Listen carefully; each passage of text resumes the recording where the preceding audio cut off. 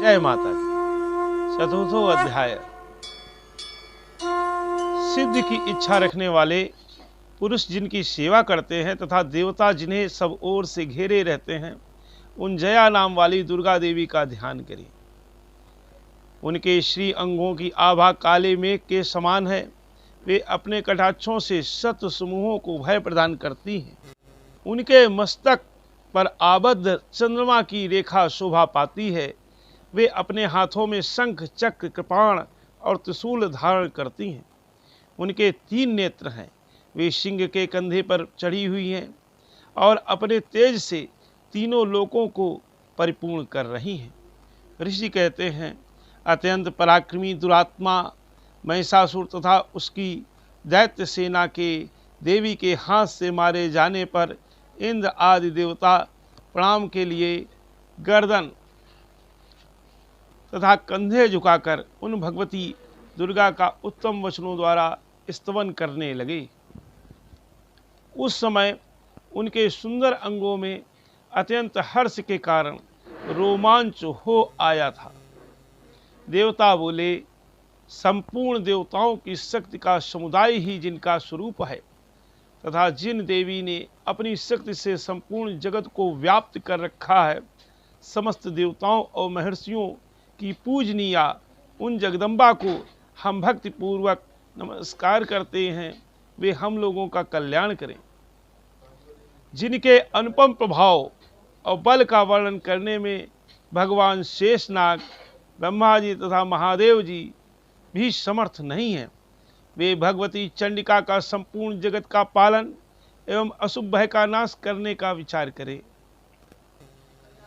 जो पुण्यात्माओं के घरों में स्वयं ही लक्ष्मी रूप से, पापियों के यहाँ दरिद्रता रूप से, शुद्ध अंतःकरण वाले पुरुषों के हृदय में बुद्धि रूप से, सत्पुरुषों में श्रद्धा स्वरूप से तथा कुलीन मनुष्य में लज्जा रूप से निवास करती हैं, उन आप भगवती दुर्गा देवी को हम नमस्कार करते हैं। देवी, आप संपूर्ण विश्व का पालन कीजिए।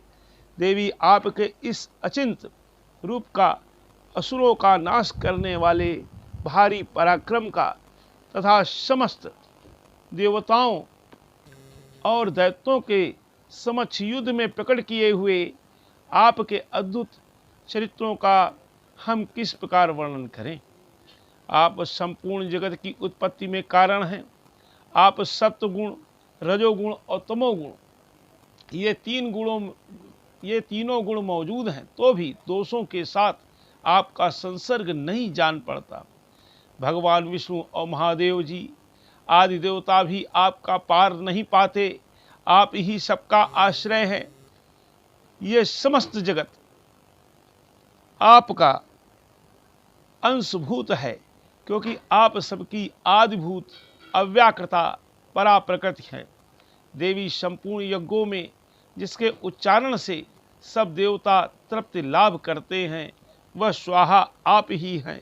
इसके अतिरिक्त आप पितरों की भी तृप्ति का कारण हैं। अतएव सब लोग आपको सुधा भी कहते हैं।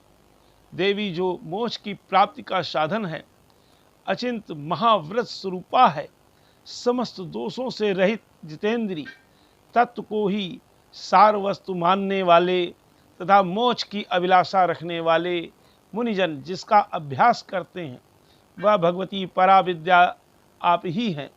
आप शब्द स्वरूपा हैं। अत्यंत निर्मल ऋग्वेद, यजुर्वेद तथा उद्गीत के मनोहर पदों के पाठ से युक्त सामवेद का भी आधार आप ही हैं। आप देवी त्रयी, तीनों वेद और भगवती 6 ऐश्वर्यों से युक्त हैं। इस विश्व की उत्पत्ति एवं पालन के लिए आप ही वार्ता, खेती एवं आजीविका के रूप में प्रकट हुई हैं। आप संपूर्ण जगत की घोर पीड़ा का नाश करने वाली हैं। देवी, जिससे समस्त शास्त्रों के सार का ज्ञान होता है, वह मेधा शक्ति आप ही हैं। दुर्गम भवसागर से पार उतारने वाली नौका रूप दुर्गा देवी भी आप ही हैं। आपकी कहीं भी आसक्ति नहीं है। कैटभ के शत्रु भगवान विष्णु के वक्ष स्थल में एकमात्र निवास करने वाली भगवती लक्ष्मी तथा भगवान चंद्रशेखर द्वारा सम्मानित गौरी देवी भी आप ही हैं। आपका मुख मंद मुस्कान से सुशोभित निर्मल पूर्ण चंद्रमा के बिंब का अनुकरण करने वाला और उत्तम स्वर्ण की मनोहर कांत से कमनीय है। तो भी उसे देखकर महिषासुर को क्रोध हुआ और सहसा उसने उस पर प्रहार कर दिया। ये बड़े आश्चर्य की बात है। देवी वही मुख जब क्रोध से युक्त होने पर उदय काल के चंद्रमा की भांति लाल और तनी हुई भवों के कारण विकराल हो उठा, तब उसे देखकर जो महिषासुर के प्राण तुरंत नहीं निकल गए, या उससे भी बढ़कर आश्चर्य की बात है। क्योंकि क्रोध में भरे हुए यमराज को देखकर भला कौन जीवित रह सकता है। देवी आप प्रसन्न हो। परमात्मा स्वरूपा आपके प्रसन्न होने पर जगत का अभ्युदय होता है और क्रोध में भर जाने पर आप तत्काल ही कितने कुलों का सर्वनाश कर डालती हैं। ये बात अभी अनुभव में आई है, क्योंकि महिषासुर की यह विशाल सेना क्षण भर में आपके कोप से नष्ट हो गई है। सदा अभ्युदय प्रदान करने वाली आप जिन पर प्रसन्न रहती हैं, वे ही देश में सम्मानित हैं। उन्हीं को धन और यश की प्राप्ति होती है। उन्हीं का धर्म कभी शिथिल नहीं होता तथा वे ही अपने हष्ट पुष्ट स्त्री पुत्र और बच्चों के साथ धन्य माने जाते हैं। देवी आपकी ही सब कृपा से पुण्यात्मा पुरुष प्रतिदिन अत्यंत श्रद्धापूर्वक सदा सब प्रकार के धर्मानुकूल कर्म करता है और उसके प्रभाव से स्वर्गलोक में जाता है। इसलिए आप तीनों लोकों में निश्चय ही मनोवांछित फल देने वाली हैं। माँ दुर्गे आप स्मरण करने पर सब प्राणियों का भय हर लेती हैं और स्वस्थ पुरुषों द्वारा चिंतन करने पर उन्हें परम कल्याणमयी बुद्धि प्रदान करती हैं। दुख दरिद्रता और भय हरने वाली देवी आपके सिवा दूसरी कौन है। जिसका चित्त सबका उपकार करने के लिए सदा ही दयाद रहता हो। देवी इन राक्षसों के मारने से संसार को सुख मिले तथा ये राक्षस चिरकाल तक नरक में रहने के लिए भले ही पाप करते रहे हों, इस समय संग्राम में मृत्यु को प्राप्त होकर स्वर्गलोक में जाएं, निश्चय ही यही सोचकर आप शत्रुओं का वध करती हैं। आप शत्रुओं पर शस्त्रों का प्रहार क्यों करती हैं? समस्त असुरों को दृष्टिपात मात्र से ही भस्म क्यों नहीं कर देती? इसमें एक रहस्य है। ये शत्रु भी हमारे शस्त्रों से पवित्र होकर उत्तम लोकों में जाएं। इस प्रकार उनके प्रति भी आपका विचार अत्यंत उत्तम रहता है। खड़ग के तेज पुंज की भयंकर दीप्ति से तथा आपके त्रिशूल के अग्रभाग की घनीभूत प्रभा से चौंधिया कर जो असुरों की आंखें फूट नहीं गईं, उसका कारण यही था कि वे मनोहर रश्मियों से युक्त चंद्रमा के समान आनंद प्रदान करने वाले आपके इस सुंदर मुख का दर्शन करते थे। देवी आपका शील दुराचारियों के बुरे बर्ताव को दूर करने वाला है। साथ ही यह रूप ऐसा है जो कभी चिंतन में नहीं आ सकता तथा जिसकी कभी दूसरों से तुलना नहीं हो सकती, तथा आपका बल और पराक्रम तो उन दैत्यों को भी नाश करने वाला है जो कभी देवताओं के पराक्रम को भी नष्ट कर चुके थे। इस प्रकार आपने शत्रुओं पर भी अपनी दया ही प्रकट की है। वरदायिनी देवी आपके इस पराक्रम की किसके साथ तुलना हो सकती है, तथा शत्रुओं को भय देने वाला एवं अत्यंत मनोहर ऐसा रूप भी आपके सिवा और कहाँ है।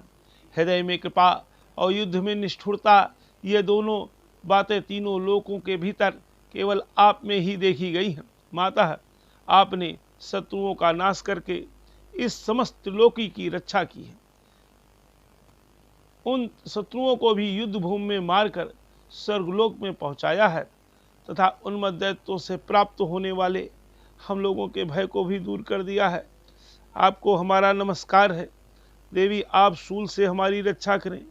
अंबिके आप खड्ग से भी हमारी रक्षा करें तथा घंटा की ध्वनि और धनुष की टंकार से भी हम लोगों की रक्षा करें। चंडिके पूर्व पश्चिम और दक्षिण दिशा में आप हमारी रक्षा करें तथा ईश्वरी अपने त्रिशूल को घुमाकर आप उत्तर दिशा में भी हमारी रक्षा करें। तीनों लोकों में आपके जो परम सुंदर एवं अत्यंत भयंकर रूप विचरते रहते हैं, उनके द्वारा भी आप हमारी तथा इस भूलोक की रक्षा करें।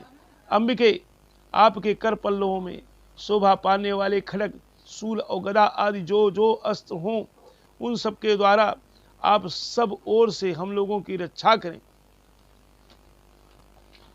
ऋषि कहते हैं, इस प्रकार जब देवताओं ने जगन माता दुर्गा की स्तुति की और नंदनवन के दिव्य पुष्पों एवं गंध चंदन आदि के द्वारा उनका पूजन किया, फिर सबने मिलकर जब भक्ति पूर्वक दिव्य धूपों की सुगंध निवेदन की, तब देवी ने प्रसन्न वदन होकर प्रणाम करते हुए सब देवताओं से कहा।